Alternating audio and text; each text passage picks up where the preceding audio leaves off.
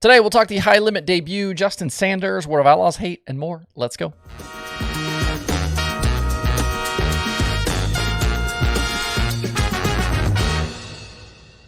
It's Wednesday, August 17th. I'm Justin Fiedler. This is DIRTcar Daily. The debut of the High Limit Sprint Car Series has come and gone, and last night it was Buddy Kofoid earning more than $22,000 with the debut win for the series. Kofoid topped Justin Sanders and Corey Eliason in a race that also saw Sanders and Brady Bacon lead laps. It was a fun show at Lincoln Park, and I feel like 410 wing sprint cars on bull rings is usually just a winning combination. They had 35 cars in attendance, and as expected, no full-time Outlaw drivers. Brad Sweet was there, but with his promoter and official hat on versus his driving suit. It was kind of an eclectic field of cars. You had all-star guys, NASCAR guys, non-wing guys making wing starts, drivers from California, Ohio, Pennsylvania, and the Midwest. CJ Leary talked about dusting off his winged car, and it was clear that piece hadn't been out in a while. It still had the World of Outlaws decals on it from the Craftsman days. We know Parker Price Miller is out for a while with his injuries from Knoxville, but the McGee car was there with Cale Thomas in the seat. We've seen Cale drive that car before, and he might be the fill-in guy moving forward. Just have to kind of wait and see there. Another interesting note from last night was the officials. The race directing was done by USAC's Kirk Spridgen, and there was very much a USAC feel to things. I know TJ Slideways mentioned the font on the lineup sheets. The Easy Up used during the driver meeting had the USAC logo on it. Not a bad direction to go for that stuff for Kyle Larson and Sweet, and I wouldn't be surprised to see that USAC connection maybe continue into the future. Speaking of Larson, he was not really a factor in the feature last night. He was moving forward, then had mechanical issues, had to go to the back, and then I think he was able to work his way forward to like 7th or 8th there at the end, but not a factor for the win. And I joked with a few people that it's interesting to see this season with World Racing Group going non-wing racing and now USAC getting involved in the new wing series. It's a fun plot twist there to watch. Looked like they had a good crowd there. The track was in great shape. Things ran pretty smoothly, so definitely a successful opening night. And I know there was some question about what the crowd looked like, but from people I talked to that were there, they said it was pretty solid. I know Clinton Boyles tweeted that he said it kind of reminded him of an Indiana Sprint Week crowd. So now we'll just have to wait until 2023 to see this thing really get going with a full schedule, but I think the future looks bright.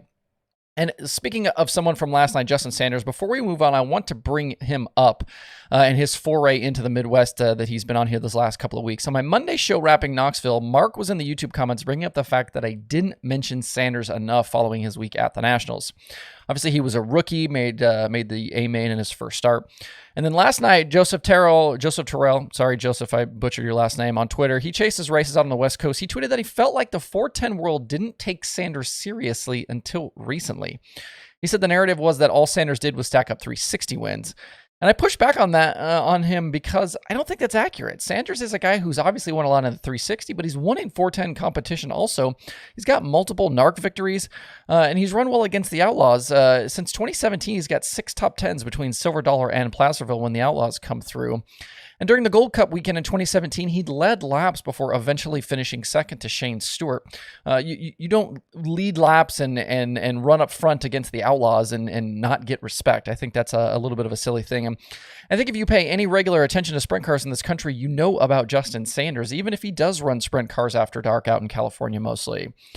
I started putting my show transcripts on DIRTtracker.com in February of 2021, so I have 380 shows in that database. So it's like if you go on the daily, DIRTtracker.com/daily, all the transcripts for the show, because I write a script for these, they're all on the website. So 380 of them going back to the beginning of 2021. And a quick search of those showed I've mentioned Sanders 76 times between February 8th, 2021 and today.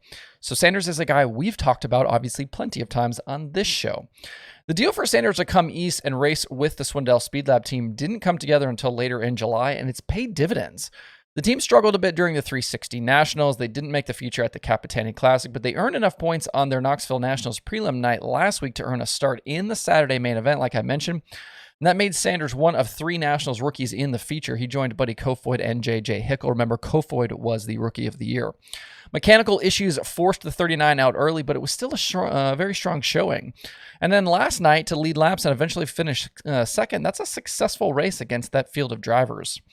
When Kevin and Jordan Swindell announced him as their driver, I didn't see anyone question the move, and if you look at their replies to that tweet on Twitter, everything is super positive. Sanders is one of those guys out there right now who, if given the right opportunities, I think could succeed all the way to the top. There's no reason why he couldn't win World of Outlaws races. Sanders wasn't a dark horse or super crazy pick for them to put in that car. I think it was actually a really shrewd move. And not shockingly, it's worked out pretty well. As for yesterday's show, thanks everyone that tuned in and commented about the future between the full-time Outlaw drivers and racing outside events like with the Height Limit Series. I do think it's important for both sides to continue to work towards a mutually beneficial situation and solution. I think that is possible here. We need both the series and the teams to continue to be strong and funded properly in the future.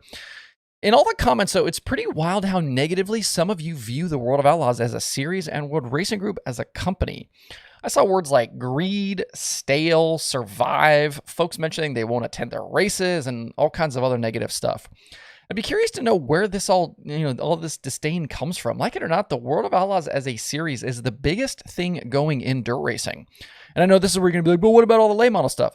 I know that there are late model shows that pay more than big outlaw shows, and there are more late models as a whole in this country than there are sprint cars. But on a name recognition basis and just general popularity, the Outlaws are it. And you don't have to take my word for it here. This isn't my opinion. A quick look at Google Trends shows way more search traffic for the World of Outlaws, for example, than the Lucas Oil Late Model Dirt Series.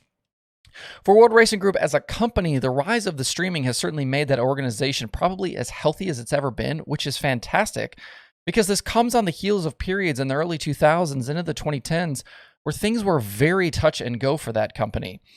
The whole thing could have gone away at any moment very easily if one or two things go differently over that, 10 or 15 year span. I believe the sport of dirt racing is better with WRG and the Outlaws healthy because not only does that mean big sprint car and late model racing, but also all they do for the local racing through the DIRTcar program. And remember, all of that is one big pool of money. So it's like if they're making a ton of money on Dirt Vision, yeah, they're going to share that money with sprint car teams, the late model teams, the full-time guys, purses, all that stuff. But that also helps bring some of that other stuff up as well. And I'm not saying, all of this, that they haven't made mistakes or that they do everything perfectly. That's basically impossible. They're going to screw up at times. They're going to make wrong officiating calls. You're going to think that they're favoring one set of drivers over another. I get all of that stuff. That's just, the world we live in. And that, that's the position you put yourself in when you're going to be, a sanctioning body at this point. But I do wonder why it seems like some hope for the demise of the Outlaws, because that's kind of what it feels like. Remember that in all of this, that a rising tide raises all boats. Remember that. Something else I've been thinking about, and I know I've mentioned this a bit before, but let me know if you guys would like some sort of dedicated mailbag episodes. I feel like I'm always open to answer questions from you, whether that's email, tweets, DMs, in the YouTube comments, and I try to mix those in here and there. But if you want something more formal where we do like a weekly or monthly or something like that mailbag episode, let me know. I'm certainly not opposed to dedicating an entire episode to questions and answers. Jumping into some racing, some other racing from last night. Summerfast for the Super DIRTcar Series continued last night at Brewerton for night 2. Jimmy Phelps won the opener on Monday, and last night it was a dominating run for series points leader Matt Shepard. He started on the pole and led all 60 laps to earn the $7,500 victory. Tom Sears Jr. and Peter Britton rounded out the podium. Those of you who are Northeast Modified fans are going to rip me for this next comment, but I didn't know until today that we have Tim Sears Jr. and Tom Sears Jr. running modifieds. No clue. I was today years old when I figured that out. I wonder how many times I've screwed that one up in the past where I thought I was talking about Tim Sears Jr. and was talking about Tom Sears Jr. I have no idea. Halfway through this mini speed week now, Matt Shepard has extended his championship advantage to 85 points over Matt Williamson. Fulton is next up tonight with another $7,500 winner share up for grabs. Tonight will be again live over on Dirt Vision. If you're looking for other dirt racing podcasts this week, Loud Pedal has last night's winner, Buddy Kofoid. Passing Points has Dazen Pursley. Forward Bite has Cameron Goldsworthy. TJ Slideways has Dan McCarron, the rare TJ Slideways podcast. And there is a new episode of Dirt Tracks and Rib Racks. To see the full list of shows and episodes, head over to dirttracker.com/podcast. And not a bad day today for streaming. 8 shows on the schedule. Dirt Vision has the Super DIRTcar Series from Fulton. Like I just said, they also have weekly micro action from Millbridge. Do not sleep on that micro show from Millbridge. A lot of big names racing that every single week. Big car counts there too as well. Flow Racing has the weekly show from Action Track USA. They also have sport mods from 141 Speedway and Flow 24/7. We've also got regional action on Speed Sport. To see the full daily streaming schedule with links to watch, visit dirttracker.com/watch tonight. That's it for the show today. Have a good Wednesday. If you have thoughts about the topics on today's show, please leave them in the comments below or tweet at me. Thanks everybody for tuning in. We'll see you tomorrow for more Dirt Tracker Daily.